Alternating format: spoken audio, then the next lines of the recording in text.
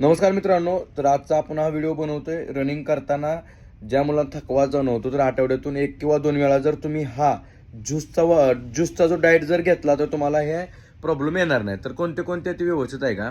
आठवड्यातून कमीत कमी 1 किंवा 2 वेळा, माझं तर म्हणणं 2 वेळा 100% तुम्ही ज्यूस पिणं गरजेचं. परंतु कोणते ज्यूस?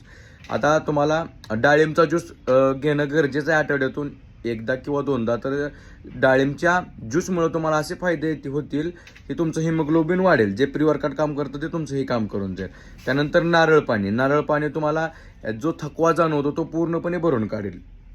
त्यानंतर पुढचा जो आहे तो म्हणजे केळी ही तुमचे शरीरामध्ये जे क्रॅम्प वगैरे येतात त्यात केळीचा ज्यूस करून पण पिऊ शकता, स्मूथी करून पण पिऊ शकता. त्यानंतर मित्रांनो, मोसंबी किंवा संत्रा याचा ज्यूस जर पिला तर तुम्हाला एनर्जी बूस्ट होते तुमची.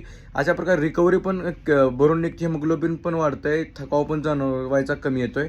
तर यासाठी हे तुम्ही आठवड्यातून 1 किंवा 2 वेळा 100% ज्यूस प्या, तुमच्या 100% रिझल्ट येईल. असेच व्हिडिओ पाहण्यासाठी आपल्या फॉलो करा. जय हिंद.